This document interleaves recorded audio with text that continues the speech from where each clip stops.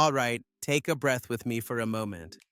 Wherever you are right now, maybe you're walking down a quiet street. Maybe you're sitting alone with your headphones on. Maybe it's late at night and the world feels unusually silent. I'm really glad you pressed play. Welcome to the English Leap podcast. My name is Joe, and today this episode isn't just about English. It's about you. It's about that quiet, confusing feeling that shows up when life looks fine on the outside, but inside you feel disconnected, unsure, or lost.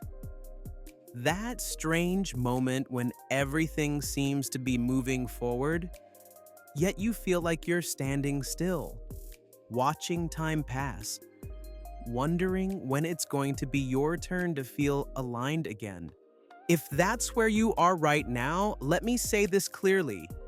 You are not broken, you are not weak, and you are not alone. Feeling lost doesn't always come with drama. Sometimes it comes with routine. You wake up, you go through the day, you talk to people, you smile at the right moments, you say, "I'm fine," because it's easier than explaining the truth. But inside, something feels off.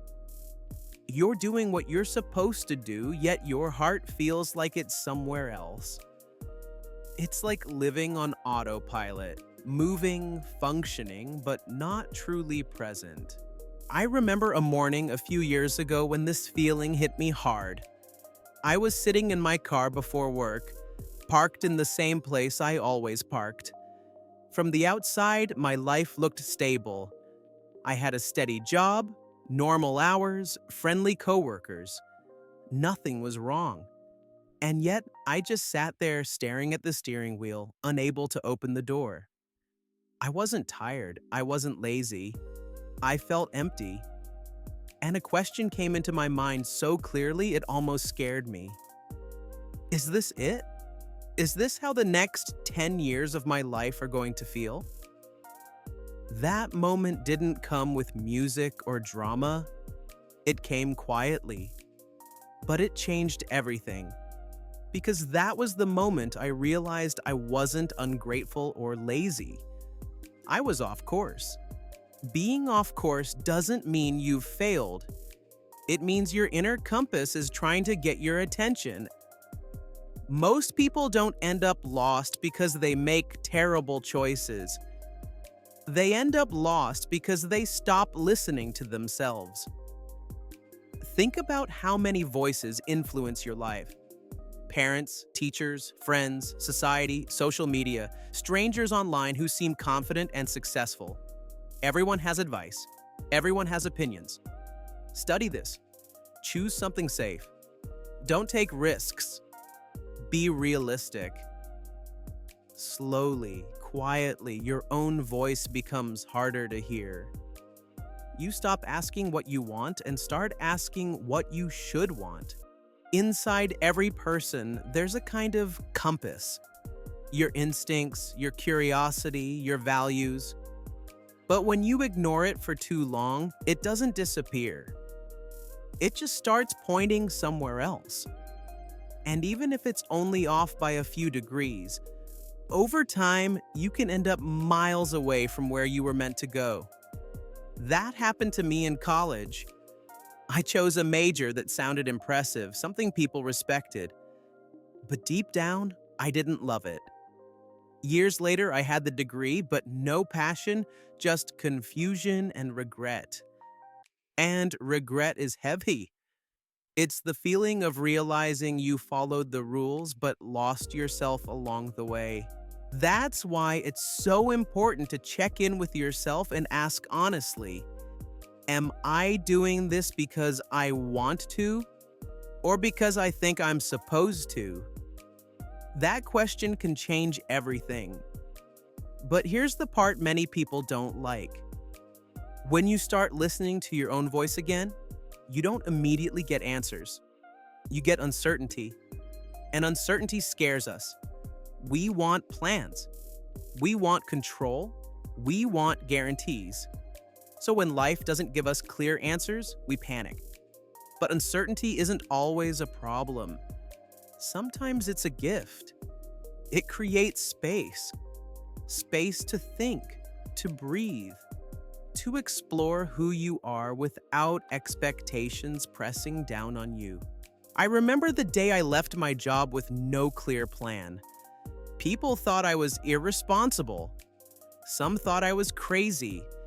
And some nights, I thought so too. But those months that followed changed me.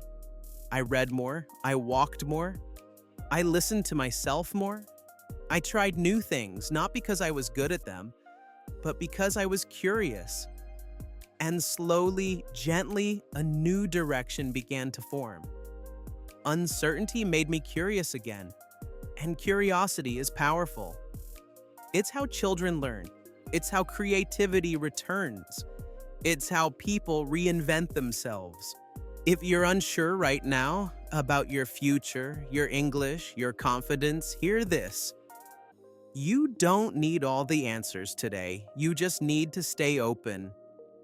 Something new may already be unfolding, even if you can't see it yet. When you feel lost, it's often because you've drifted away from your values without realizing it. Ask yourself what truly matters to you, not what looks impressive, not what others expect. Simple truths: family, freedom, learning, kindness, health. When I felt lost, I realized I had become so busy being productive that I stopped doing what made me feel alive. Writing, deep conversations, reflection. I wasn't lost because I was doing nothing. I was lost because I was doing everything except what mattered. When you reconnect with your values, things don't suddenly become easy, but they become meaningful.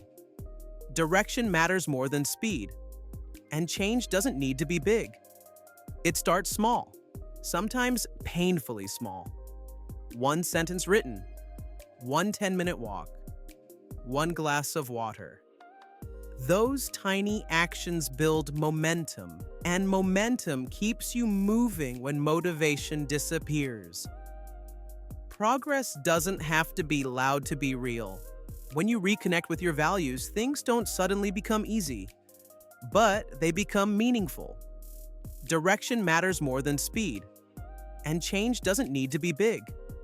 It starts small, sometimes painfully small. One sentence written, one 10-minute walk, one glass of water.